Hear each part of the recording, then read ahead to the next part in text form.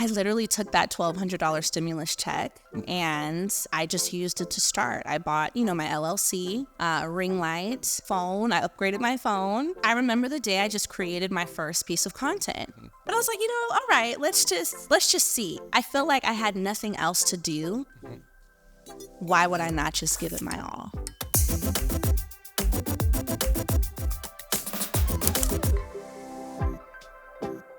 Welcome to Unique Genius, the podcast where we explore the journeys of amazing creators who are changing the world of online business.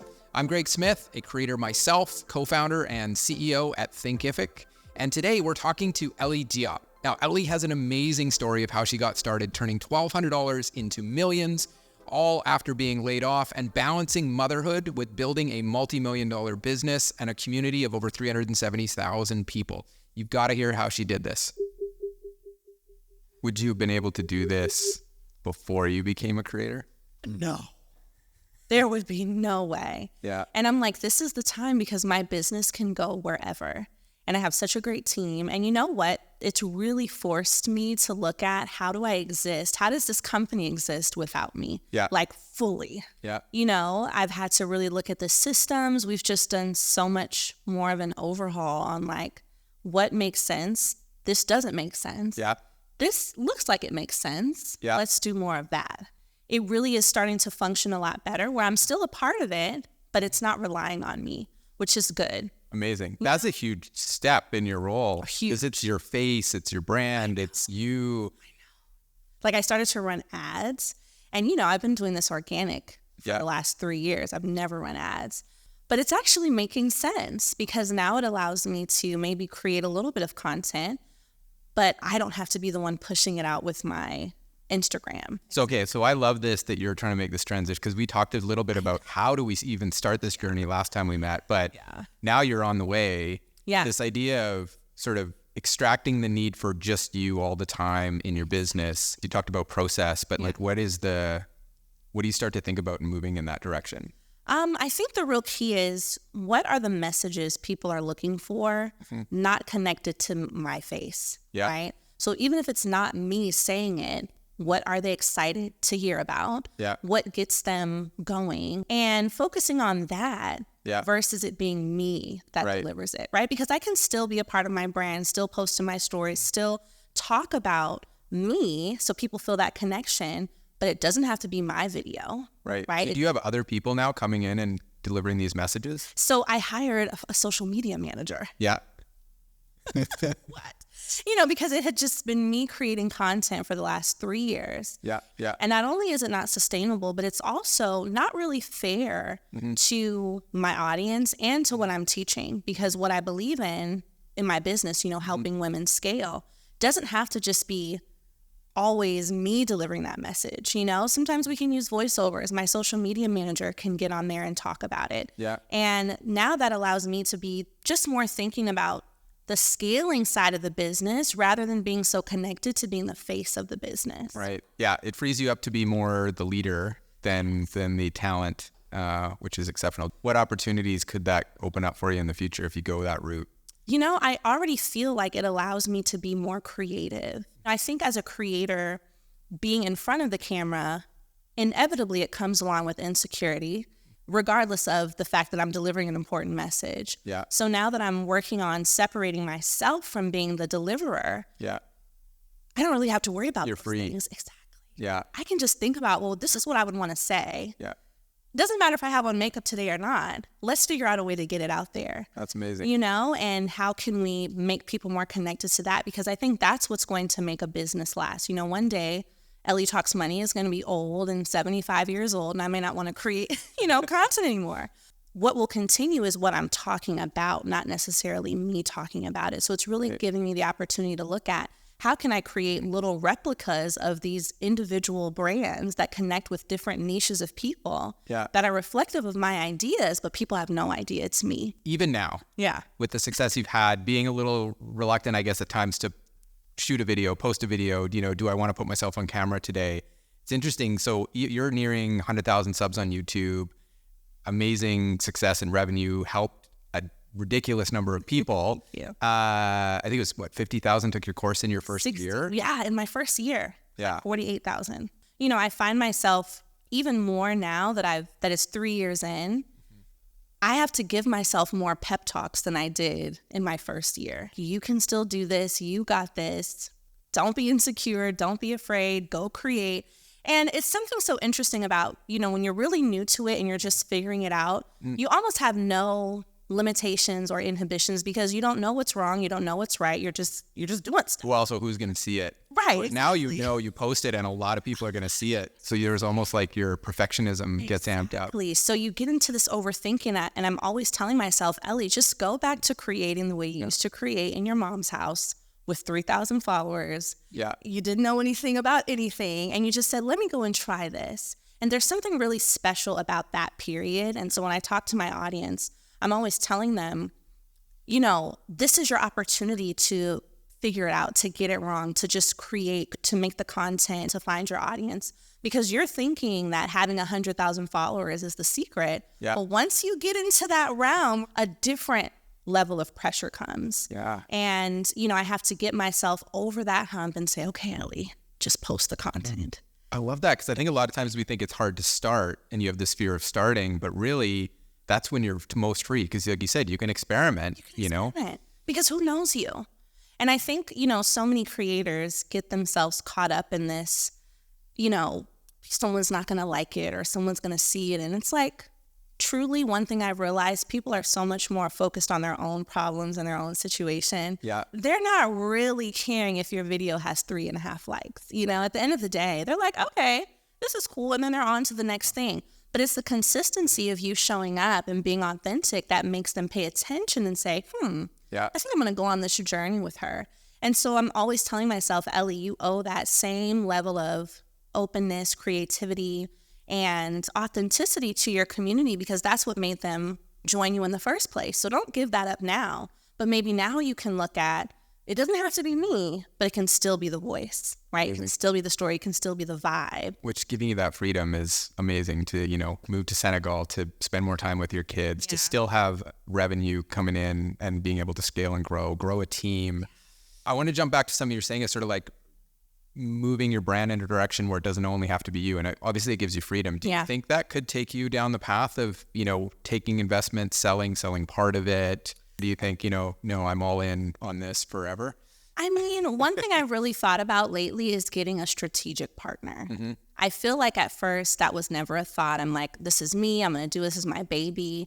But since disconnecting from it a little bit, I'm like, it would be great to find someone who can help take this to the next level. You know, I still don't know if I would sell one day, but I have started thinking about what my exit strategy would be. How could this business that started, you know, my face in my mother's living room, how could it go and be something that takes on a new shape or meaning, but still connected to that original root? And it's kind of crazy to think about, but as creators, when we birth something, we think we're going to hold on to it forever, but it's very much like a child. They're going to have to go out and just take on a different meaning and shape, and they're going to mean something to someone else different than what they mean to me. And that's what I'm seeing with my business. I love that. Such a beautiful way to look at it. Yeah. Like letting them leave the nest and be their own person, but as your business too. And that gives opportunity for you either to do something new or to take on a different role within an organization. You could be chair of the board kind of thing. I've seen, you know, it's amazing seeing the opportunity for creators now to either, you know, sell a portion, sell all, take on a different type of role, even like a board role, that kind of a thing. It's like they're really becoming real businesses, like serious entities. And I think that that's such an important thing for creators to realize is that you don't have to always be in front of the camera. Like you don't have to always be creating. Mm-hmm. You should be looking at, okay, what makes people connected to my business? What do they like about it? Because they're not just showing up to see your face. Like that's a part of it, but they're mostly showing up because of what you have to say. Right. So how can you take what you have to say and create a community around that, whether it's a subscription or it's a product that people still want, so that goes forward. Yeah. And you know, do something else, right? And you've mentioned to sort of subscription products, community, like I know you have courses, like what's the breadth of, say, business models, revenue streams that you have in your business? I think you do ads as well, right? Or like AdSense revenue, right? Yeah. So with YouTube, that's our main way of generating income is with AdSense revenue. the other side of it is our products and our courses. But one thing I've seen now in the second, third quarter of the year is I enjoy, instead of always only having a digital product that someone can take and watch or listen to on their own time, we've started doing kind of like quarterly or every 60 days live events. So we do them over the course of 5 days. I call them challenges, 5-day challenges or 5-day masterclass experiences. So it's almost the process I would take to record a course, but I started thinking, why not let them in on that process and we make it a live class? Yeah. And so then those recordings go somewhere and we sell them later or they're provided to the people. But I'm finding that I like this structure because of the fact that it allows them to be with me. They're able to ask questions. And one thing about courses is I've noticed I'll sell them and I'll see them buy, but then I'll go look at their progress and I'm like, you're only 25% through this course. It is a challenge. It's like, so I'm happy you bought it, but I also want you to open it, right? I want you to go through the process. So one thing about having these kind of community events, live classes, is that they're consuming the information. Right. And you have almost that guarantee that they've gotten 100% through. So that's one part. I also think that a great revenue stream and one we're developing is our subscription model. Yeah. So with Mommy to Millionaire specifically, which is our community just for moms who want to build wealth and grow their business, we're shifting to a subscription where instead of you buying one course at a time, you subscribe and now you're getting several live classes for the month. So you know exactly what's coming. You have the opportunity to connect with other moms in your area. And I think that with social media and how there is so much content, I'm realizing that what people need is a home base to go back to, right? Because you can be on social media and see thousands of reels and different opinions about the same thing. And get lost in it. And ultimately what you really need is, okay, that's cool, but let me go back to my community because I know that here I'm going to have classes. There's someone I can ask a question to. I have a community manager. I can talk to the other women in my community, so we're in the very early phases of launching that, but I'm excited about it. And that makes me think about this can be something that exists even when I'm 75 and old and sitting somewhere, right? And you can have facilitators that aren't you, and amazing.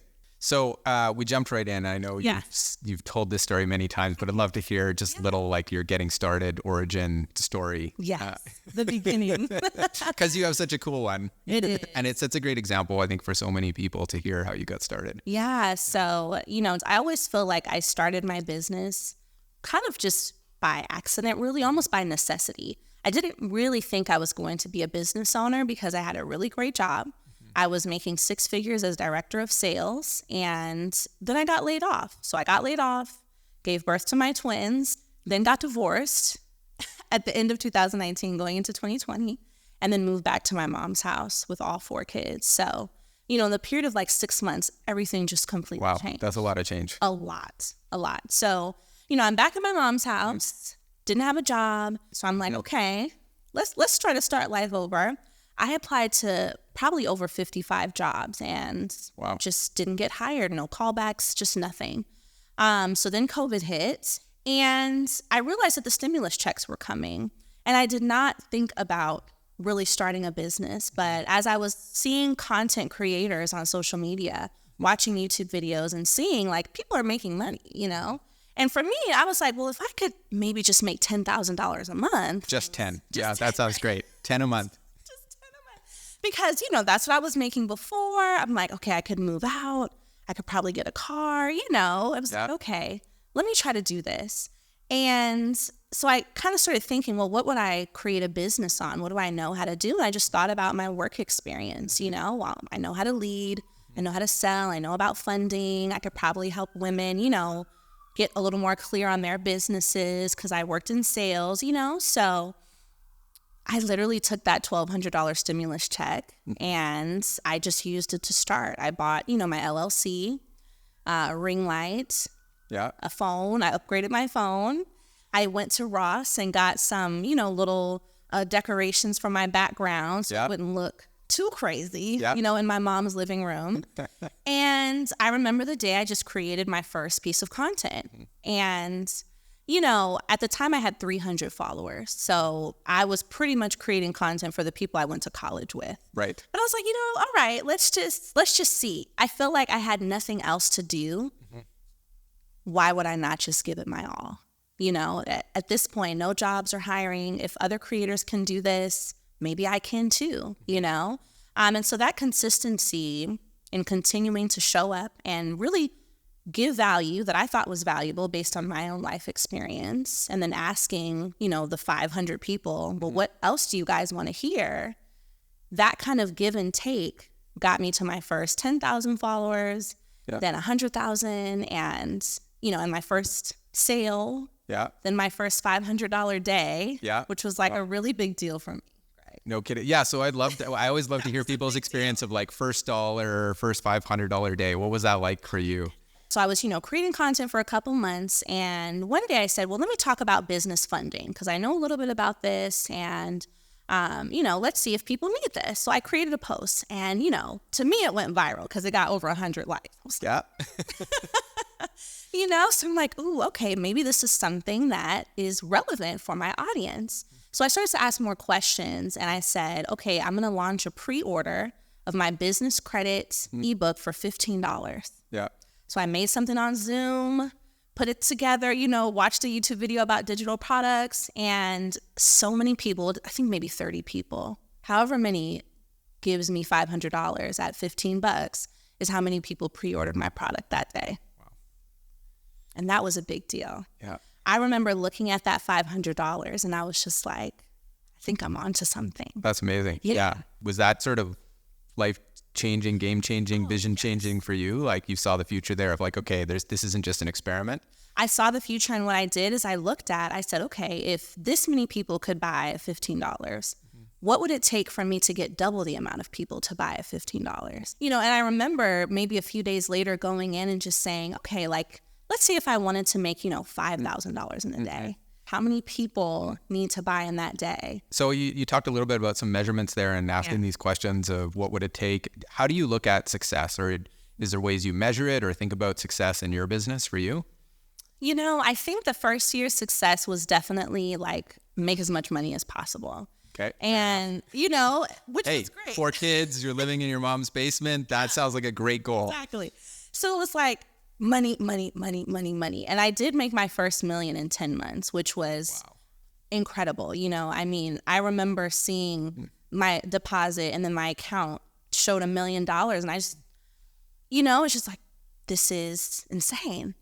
And so that year, 2021, I had a really good year. I think we finished maybe over $3 million. And this was my first full year of business.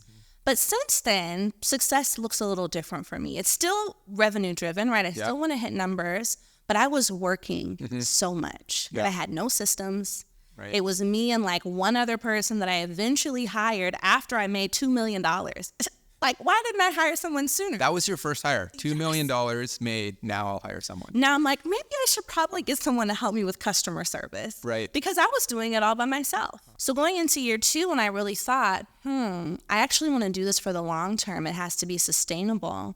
Success started to look like, how much revenue can I make without being live 7 times a week, because I was going live twice a day when I hit my, 3 million you were dedicated. First year. Yeah. I was just it was the only thing I was doing. Yeah. So then I started to think, this is probably not that sustainable because my kids are getting older. They need me, Now let's look at, how much can I make without doing that? Yeah. But still being involved. That's what success looks like. Okay. How much can I make? How many hours did I work this week? Yeah. Right? What people on my team are actually generating revenue for me and what isn't. So it's starting to change every year. I think that revenue is an important number to look at, but at the end of the day, revenue is kind of fickle, right? It's going to go up and down, but what's really going to help you get it to a sustainable place is the systems and the strategies and the people.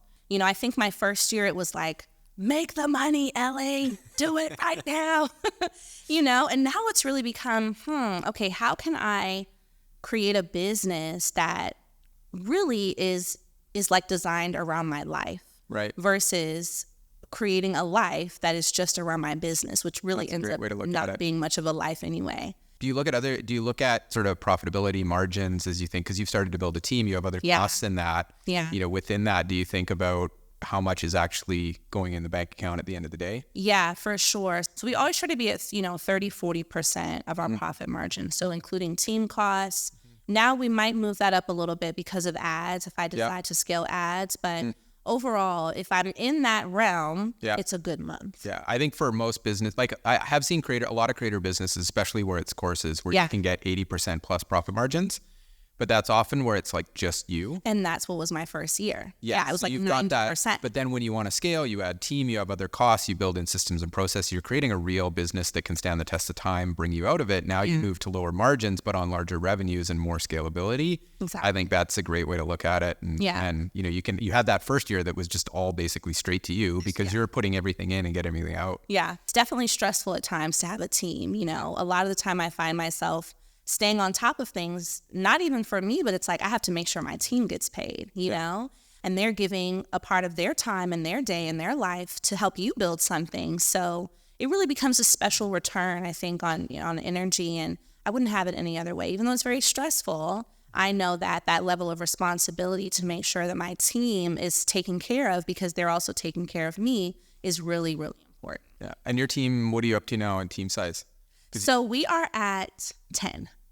Okay, awesome. And you first hire wasn't until 2 million. Now you're at 10 people. How do you think about building team culture, core values, finding the right kind of people to hire? So a lot of the hires that I make are usually based on referral or someone that I know. And generally I know that if someone who's already working with me or knows me is referring someone, they probably know that there's going to be some sort of alignment.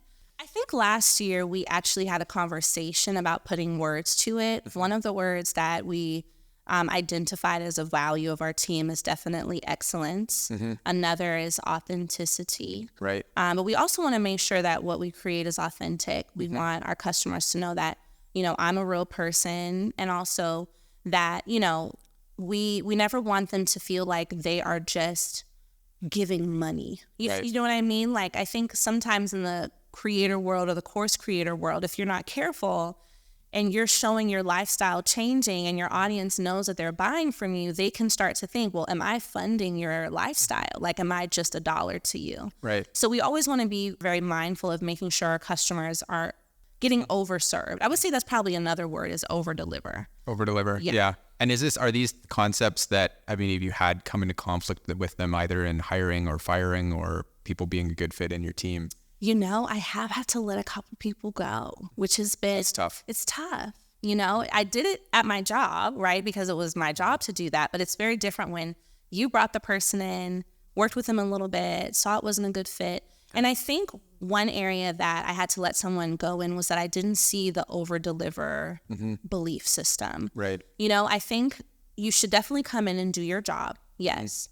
But all of us on the team, sometimes we're doing roles that we shouldn't do because we're over-delivering for the entire goal. Yeah. And so that one particular teammate was just kind of always sticking within just that lane. And I don't think that can work. Sometimes when you're on a boat, sort of, it's not my job. This is what I do, not that other thing. And that's tough when you're in a small business where you really need to be jumping around to what needs to get done as opposed to what I was signed up for. Exactly. Sometimes you got to be all hands on deck, you know?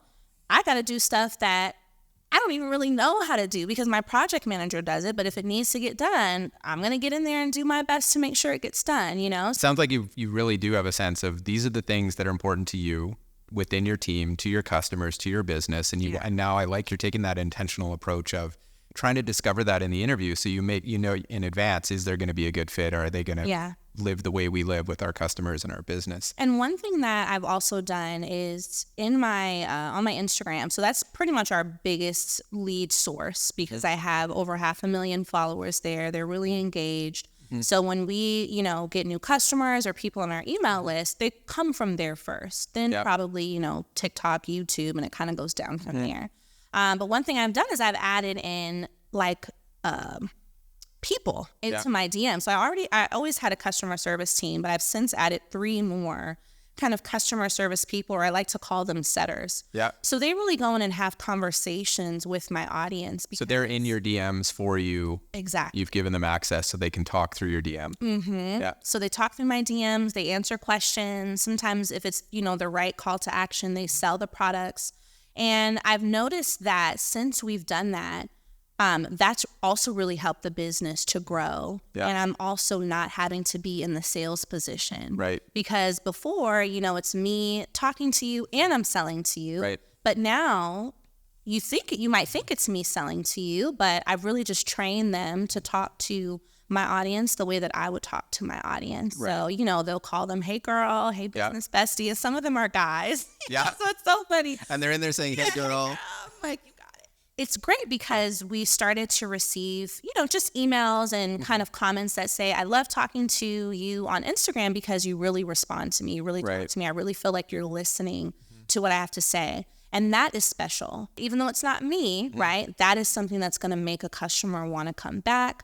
That's going to make them want to tell someone else. You should contact her because you'll get an answer to your question. And I think in this content creator world, like you said, there's so many people creating content, but that one element of that human interaction can make a follower really become an actual loyal. You really engage there. Yeah. It sounds like in a lot of your hiring, you're doing the activity yourself to the point where you really know how to do it. And then you're bringing someone in and you're kind of teaching and coaching them to do that. Do you think that makes a big difference in terms of the kind of people you find or how successful they can be or how you can manage them because you've been there, done that? I definitely think it makes a difference. Me hiring my first social media manager ever just a month ago was so hard, because I had been doing it. My community is so close to me because I built it from, that 300 3 years ago. But it's been able to be a successful transition in hiring the social media manager because I could directly tell her, this is what they like. This is what they don't like. This is what works. This is how I like to sound. When you're writing my captions, it's really important to have this. I really want to make sure that out of all the posts we make in a week, at least 3 of them should be inspirational with no selling. I just want to connect. Right. And so I wouldn't have insight into that had I not spent so much time doing it on my own. Right. Have there been roles you've had to hire for where you didn't know how to do it beforehand? Oh my God, yes. And you know what? It was terrifying. For example, before I learned how to do my own ads, I hired an ads team. Yeah. And it didn't work because I had nothing to go off of.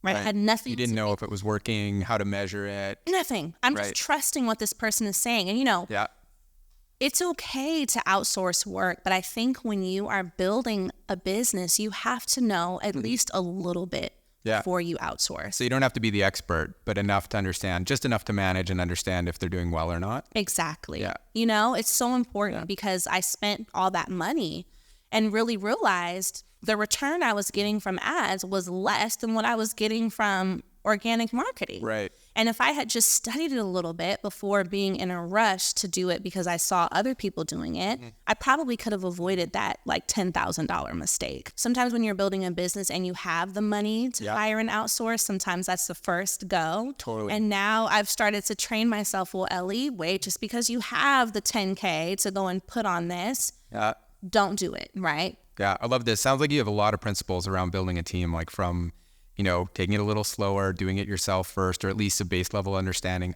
what success looks like. Yeah. Applying your values when you're bringing them in, giving them a sense of what that looks like, making sure you can afford them, right? Getting to that place that you can afford them before you make the hire, but also not getting too crazy when you can afford them, that every problem solution is another headcount. Yes. And, I think connected to that too, Greg, I feel like at first, I really wanted to go fast. And one thing I've realized is I don't have to be in a race. Yeah. I would rather build this the right way, even if it's a little slower, quote unquote, than to just try to run and do something based on what I'm seeing other people do. And I would really want to make sure that creators really hear that, because you do get into this space where you feel like you're not doing enough. But at the end of the day, even if it takes you 5 years to get to 25 million and it took someone else 2 years to do it, you still got to 25 million. Yeah, I think most of us would be very, very happy with 25 and 5. You know, I mean, Even a lot less. Yeah. Like you still did it. And so I've really now decided, let's hire when we really feel like it's time. Yeah. You know, let's launch when we feel like it's really ready, not to try to get a certain revenue number before the end of the quarter, right. You know, because that isn't sustainable. So just really not rushing, doing it correctly. Yeah, that's a great way to look at it. Because I'm like, I don't want to rush. And then in 5 years, when I still want to create, I really can't, because maybe I rushed to just get these numbers and I lost that trust with my audience. Right. I like how I think in every question we've talked about, you jump back to your audience, the people you're serving. So early days, you were creating content, a few things worked, then you started asking, what do you want more? How is this working? And even now, you know, through your DMs, you're constantly engaging. How does that sit within your business? Has that been a critical element of your success? It is. We survey our audience via email at least once a week. Yeah. I survey them in my DMs at least once a week, where I just ask them, you know, what do you need help with this week? Like, what's going on in your business? What are you struggling with in whatever area? And so it helps me create better content, but it also helps me understand where my audience is. Because one thing I've really noticed, and that has kind of been a hard thing, is, you know, I have been an expert in one subject area for the last 3 years, which is business funding. And I still love that, but I've grown as a business owner and as a creator. And I'm sure the people that I taught funding to 3 years ago have also grown, where they may not need that. So I'm really in this phase where I'm like, how do I give them new and different value while still staying true to what they know me for, which is, you know, of course, the funding, the scaling, the strategy, but there's so much more to business now that I want to talk about. And I think that that's so key, because you have to grow with your audience. That's what I'm feeling like. Right. I feel like I have to grow with them, because if I keep giving them the same thing, yes, I'll get new people, but the ones who were there from year 1 to year 3 are going to be like, okay, girl, like I've heard it all before, you know? You don't want to lose them. You can evolve with. And it sounds like you've done this the whole way through, which is amazing, to keep learning from them, bringing that back in. It's like, it's not just an audience that serves you from a dollar perspective. In a much bigger way, not only are you serving them from the products you deliver, but there's this like mutual symbiotic relationship of you asking them questions, they're asking you questions, you're learning from each other, growing, evolving. It makes it something that is much more sustainable for the long run, I think. Yeah. So you have to be asking your audience questions. I think that people are so afraid of if people are going to like their stuff. But at the end of the day, they are your everything. You know, when you decide to be a creator, there's a level of responsibility, that, hey, you are a part of someone's, even if it's just 15 minutes a day. And I don't think we should take that lightly. Okay, a bit of a different question for you, but I have to ask because of everything that's going on, is AI use. Like, how do you thinking about it? Do you use it at all in your business? Does your team, does it help? Is it hype for you or interesting? You know what? It's definitely interesting. I really like it. I think that it's helping us to be more productive faster, especially when it comes to content creation. So when I have my days where I have no idea what I want to create, I'm just like, I don't know what I'm going to say today. You know, I'll ask ChatGPT. One of my favorite prompts is like, create a table format response and tell me what are 10 fears, 10 desires, and 10 pain points that, you know, a woman entrepreneur who's trying to scale her business to its first 5 years is probably struggling with, also when it comes to like her getting business funding. And then ChatGPT in like 35 seconds just, and, you know, gives me this full table so I can go through and see, okay, so this is probably what they're going through. Maybe I could talk about this. And it gives me a lot of different ideas, really just how to articulate it. Because most of the time, I notice when I face a content block, it's not because the content isn't there. I just don't know what to say or how to say it in a different way that I've not already said it. So ChatGPT is really helpful for that.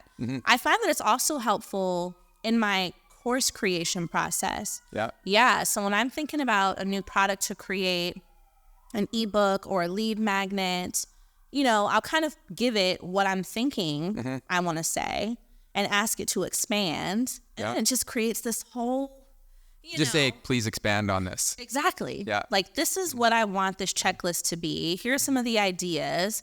Please expand on this and make it more valuable to, a woman entrepreneur between the ages of 20 and 39. And then it helps me do that. Sounds like you're using it as a thought partner, almost like where it's not producing the final product for you, but you're saying expand, help, brainstorm, give me ideas. And then you look and go, good, bad, improve. Let me ask my audience. And then you produce the final product. But it's like inspiration on those tough days too. It is definitely inspiration. Now, one system I use with AI is a video editing software. Oh yeah. So I create a lot of shorts and reels, and I have my YouTube channel. So we'll take a lot of my long form content, and there's this AI tool called video.ai, and it cuts everything down into these really smart clips. Like it knows where to start, it knows where to end. It puts all the captions. But yeah, I like what you said. I definitely use AI as a thought partner.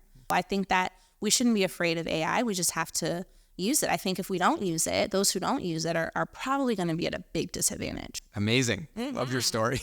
And you've had so many wonderful successes and taken seems like you've learned a lot of valuable lessons, especially around team building and scaling. You did mention earlier SOP, so standard operating procedure. Yeah. Is this something like as you've scaled, you put them in, do you use them yourself, or is this just for the team thing? How do you build them? Is it just a document that says when we do this, we do these things? Exactly. So we had one day where we had a webinar launch that went terribly. Right. So we had about 3,000 people register for the webinar, and I think there was like 150 people in the room. So, I told them we're going to reschedule the class, guys. Thanks for coming. Technical issues. And I basically asked my team, I'm like, well, what happened? It appeared that several steps were missed because of the fact that one person thought the other person was going to do it. And so it was at that moment I said, we need to document these processes. Yeah. So it really happened because we messed up. I hadn't initially thought about creating SOPs. I just thought everyone knew what they were supposed to do. But because we missed the mark, then it became a necessity. Okay, we need to have a place where this lives, because I'm often thinking about if I do decide to bring in someone, I gotta make sure my house is clean. You know, I can't say, oh, come be a strategic partner in my business just because we're making great revenue. But it's all dependent on you. Yeah. That's not how it'll work. Yeah. So, that's been a really great change where now I have the confidence to know, even some days if I'm not feeling well, they can handle it. It takes on a life of its own. So amazing. That was a hard lesson, though. You got a lot of the systems in place, I think, for a truly scalable organization. It's amazing what you built, Ellie. Yeah. I really do. I really have found myself more in love with business ownership, I think when I first started, it was really cool to make money and wow, look at what's possible, And now money is still great, but it's also like, wow, look at, this is something I can really build that can, really go and do things, and still be here. And other people can fall in love with what you're wanting to do just as much as you're in love with it. And I think that that's really cool. Business owners, I find that I'm coaching, they always feel like they have to do everything alone. And what I tell them is, don't think like that, because the same way that you have this idea and you want to bring this to life, there's someone else who may not want to be the entrepreneur. Yeah. They may not want to be the CEO, but they also want to be a part of something great and cool. And by your efforts, it's going to happen where you happen to align with that person and then those people. And then, this is how we see these great companies. There's only one CEO of Apple. But does it mean that all the other people who are at Apple don't have the same vision and attachment to the idea that the CEO or the founder has? Definitely. So it's pretty cool. I'm like, I like this. I would definitely keep starting businesses. Amazing. Yeah. Well, you seem like you're great at it. So, well, you definitely are. We're trying, we're trying. So it's pretty cool. I'm definitely excited for what next year looks like. How's the subscription going to launch? Even if we make only 1 million, but we get our subscription numbers up, that's a win. Yeah. Because now, right, when I start over every year, I start at 0. Right. But with subscription, you got recurring. Exactly. So you're starting at 1 million. You're starting at 1 million. So, I'm excited. I'm a little nervous because I know it's going to be a new world, but it's a good type of nervous energy because I know that however much I make, I'm going to learn. And then that's going to help me figure out, okay, that didn't work. That did work. Let's try this, and I think that's kind of cool. Yeah, it's amazing. I think you've definitely taken this approach of being able to experiment the whole way through. And even at the level of success, you're not stagnating, you're making change, you're kind of still experimenting, you're keeping the core of what's important and delivering value and engaging with your audience. But you're able to build on that success by creating free time, living the life you want, using that to inject creativity and come up with new ideas to keep growing, which I think is amazing. Yeah, so that's really fun. I definitely encourage more people to just go after it. You don't have to worry about getting it right away. You just keep going. And then you learn, and then you say, okay, I like that. I don't really like that, or they didn't really like that. So let me adjust a little bit and try this. When you are really obsessed with the process and connected to that, the outcome is always going to be great, regardless of what number you land at, because of the fact that you're focused on making the process better. And I feel like that's where I am. And I hope that this is where I'll stay. Seems like you're in a pretty sweet spot that way. Exactly. You feel like you don't have to worry about these other things. And, I think we can get weighed down by revenue. I see it a lot, where people feel less valuable because they haven't made X amount.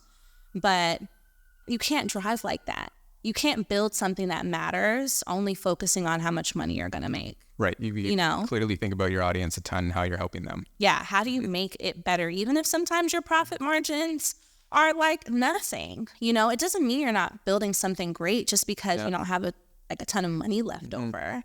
It just means that you're more committed to building something over and over again and making it better. And revenue is always going to come. I find that when I focus on serving really well, that's when I make the most money. Right. But when I focus on making money and just drop something, I don't make any money. So focus on serving. Yes. Service leads to your outcomes and your success. Exactly. Focus on your customers. And service leads to sales. Absolutely. Well, I think focusing on service is a great place to leave it. So thank you, Ellie. That was amazing. Appreciate it. Awesome. I was inspired by my conversation of Ellie Diop. I hope you were as well. In our next episode, we're going to hear some really different ideas of how to look at online business and turning your knowledge, passion, and expertise into a thriving business. Check it out.